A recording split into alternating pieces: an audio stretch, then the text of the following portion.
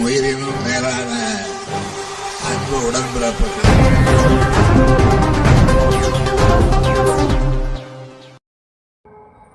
திருப்போரூரில் காஞ்சி வடக்கு மாவட்ட திருப்போரூர் சட்டமன்ற தொகுதியில் தமிழ்நாடு தலைகுனியாது திராவிட மாடல் அரசின் கழக தலைவர் முதலமைச்சர் மு.க.ஸ்டாலின் அவர்கள் பிறந்தநாள் மற்றும் 5 ஆண்டு சாதனை விளக்க பொதுக்கூட்டம் நடைபெற்றது. செங்கல்பட்டு மாவட்டம் திருப்போரூர் சட்டமன்ற தொகுதியில் திராவிட மாடல் நல்லாட்சியின் கழக தலைவர் முதலமைச்சர் மு.க.ஸ்டாலின் பிறந்தநாள் விழா மற்றும் 5 ஆண்டு கால சாதனை விளக்க மாபெரும் பொதுக்கூட்டம் திருப்போரூர் வடக்கு ஒன்றிய கழக செயலாளரும் திருப்போரூர் ஒன்றியக்குழு பெருந்தலைவருமான எஸ்.ஆர்.எல். இதயவர்மன் தலைமையில் நடைபெற்றது. இக்கூட்டத்தில் பேரூர் கழக செயலரும் பேரூராட்சி மன்ற தலைவருமான தேவராஜ் வரவேற்பு உரை வழங்கினார். மாவட்ட பொருளாளர் விஸ்வநாதன், தெற்கு ஒன்றிய கழக செயலாளர் பையானூர் சேகர், திருக்கழுக்குன்றம் பேரூர் கழக செயலாளரும் பேரூராட்சி தலைவருமான யுவராஜ், மாவட்ட இளைஞணி அமைப்பாளர் தையூர் விஜயகுமார் ஆகியோர் முன்னிலை வகித்தனர். இக்கூட்டத்துக்கு சிறப்பு அழைப்பாளராக தலைமை கழக பேச்சாளர் சைதை சாதிக், காஞ்சி வடக்கு மாவட்ட கழக செயலாளரும் அமைச்சருமான அன்பரசன் ஆகியோர் கலந்து கொண்டு சிறப்புரையாற்றினர். அப்போது அமைச்சர் பேசும்போது பெண்களுக்கான இலவச பேருந்து, பள்ளி மாணவ மாணவியருக்கு காலை உணவு திட்டம், கல்லூரி மாணவ மாணவிகளுக்கு மாதம் 1000 ரூபாய் எனவும் தமிழ்நாட்டில் குடிசைகளே இல்லாத மாநிலமாக மாற்றிய தலைவர் நமது முதலமைச்சர் என பெருமிதமாக பேசினார். அதனைத் தொடர்ந்து சைதை சாதிக் பேசும்போது கடந்த 10 ஆண்டுகளில் அதிமுக ஆட்சியில் இருந்தபோது தமிழ்நாட்டில் எந்த திட்டங்களையும் எடப்பாடி பழனிசாமி செய்து தரவில்லை என்றும், தமிழ்நாடு புயல் மற்றும் வெள்ள பாதிப்புகளை பார்வையிட மோடி வராததையும், இப்போது தேர்தல் நெருங்குவதால் தமிழ்நாட்டுக்கு அடிக்கடி வர காரணம் என்ன குறித்து பேசினார். இக்கூட்டத்தில் நிர்வாகிகள் பலரும் கலந்து கொண்டனர். இந்த திட்டங்கள்லாம் போன வாட்டி இருந்ததா? ரேஷன் கடையில் 60 வயசுக்கு மேல போறவங்க எல்லாம் கைரேகை உள்ள 65 வயசுக்கு மேல போனவங்க எல்லாம் அது கூட சிரமம் பெரியவங்க எல்லாம் சொன்னாங்க. அதை கூட தலையிட்டு சொன்னோம். அதிகாரிகளை கூப்பிட்டு ஆய்வு பண்ணாரு. 65 வயது இருக்கிற பெரியவங்க எல்லாம் இனிமேல் ரேஷன் கடைக்கே போக தேவையில்லை. மாசம் 2வது சனிக்கிழமை ரேஷன் கடையில் வேலை பார்க்கறவனே எடுத்து போய் அந்த வீட்டுல பெரியவங்களுக்கு அந்த பொருளை கொடுக்கணும்னு உத்தரவு போட்ட தலைவர் நம்முடைய முதலமைச்சர். நீங்க 40 லட்சம் குடும்பங்களுக்கு அந்த அரிசி பருப்பை நேரா வீட்டுல எடுத்து போய் தருகிற ஆட்சி தான் திமுக ஆட்சி இல்லையா? நீங்க எடப்பாடி பழனிசாமி மாசம் மாசம் ஒரு டிவியில் தேர்தல் அறிக்கை சொல்றாரு. எல்லா இடத்துலயும் என்ன சொல்றாரு? இப்ப நாங்க ஆட்சிக்கு வந்தா வீடு கட்டி தருவோம். ஏன் 10 வருஷம் நீ தானே ஆட்சியில் இருந்த? எவ்வளவு வீடு கட்டி கொடுத்த? ஏன் அப்பெல்லாம் உனக்கு என்ன வரலையா? வீடு கட்டி தரணும். இப்பதான் வந்ததா உனக்கு? போன 10 வருஷம் எரும மாடு மாதிரி தூங்கிட்டு இப்ப வந்து நான் அந்த வீடு கட்டி தரேன், என்ன நியாயம்? நீ வரப்போறது இல்ல, அது வேற விஷயம். யாரை ஏமாத்துற? நம்ம தலைவர் என்ன பண்ண தெரியுங்களா? குடிசை மாற்று வீடு அந்த அதை விட்டுடுங்க, அது நம்ம துறை. சென்னையில எல்லாம் இன்னைக்கு பாத்தீங்கன்னா தலைவர் கட்டின வீடு எப்பா 1970 கட்டின வீடு எல்லாம் திதலம் அடைஞ்சு போச்சு, வாழவே முடியாது.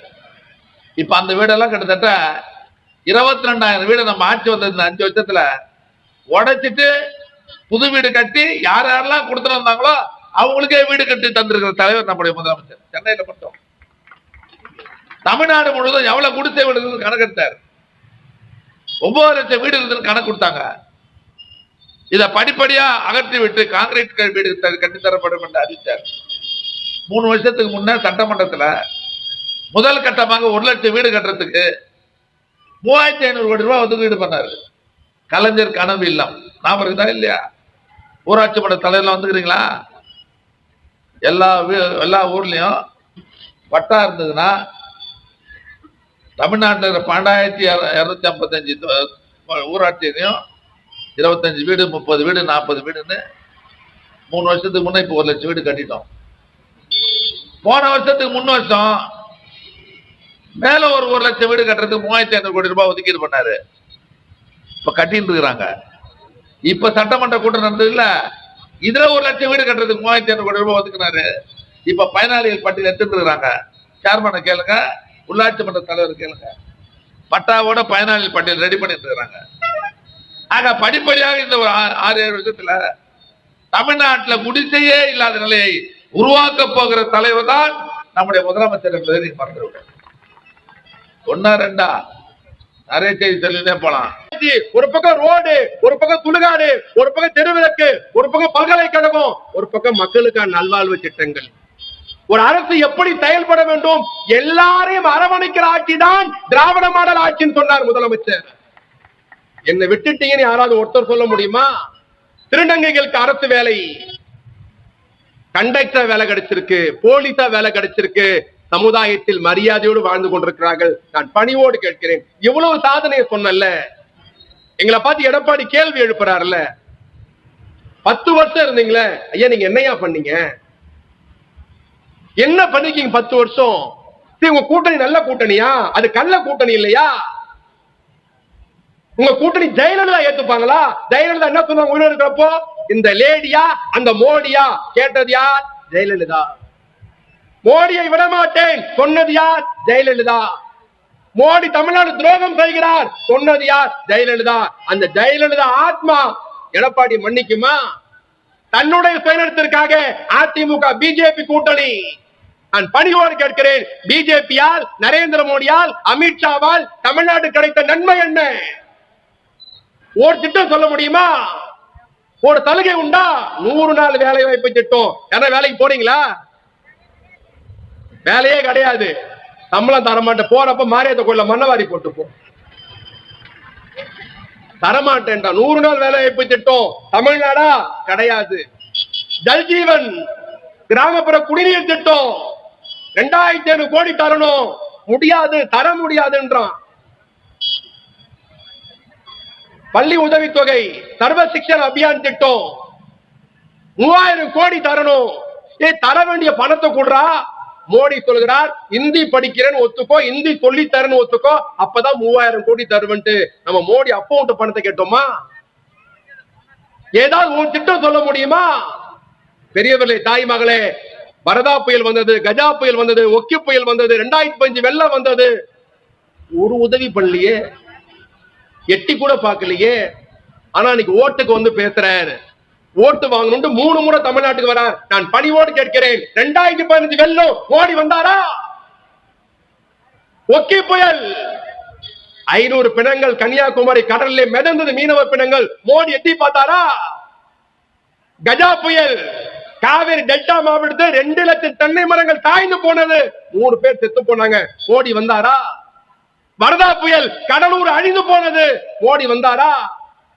10 மாசம் முன்னாடி விழுப்புரம், கிருஷ்ணகிரி, திருவண்ணாமலை, கடலூர் மாவட்டங்கள் மழை வெள்ளம், திருவண்ணாமலை பாறை உழுந்து 7 குழந்தைங்க செத்து போச்சு, மோடி வந்தாரா?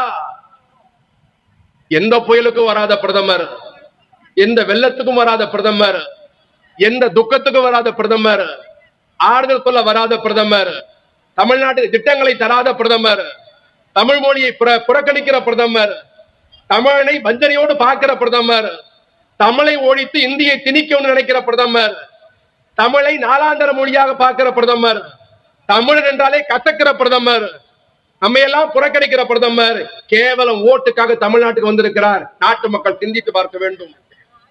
பெரியவர்களே, தாய் மகளே, எப்படியா தமிழ்நாட்டில் தாமரை மலர வேண்டும் குதியாய் குதிக்கிறார்கள். அமித்ஷா பேசுகிறார், மோடி பேசுகிறார், முருகன் பேசுகிறார், என்னென்னவோ செய்து பார்க்கிறார்கள். ஆனால் அவர்களால் ஒன்று தெரியவில்லை, ஒன்றும் புரிந்து கொள்ளவே இல்லை. தமிழ்நாட்டில் முத்துவேல் கருணாநிதி ஸ்டாலின் என்ற தலைவர் இருக்கிற வரையில் தமிழ்நாட்டில் தாமரை மலரவே மலராது. உயிரினும் மேலான அன்பு உடன்பிறப்புகள்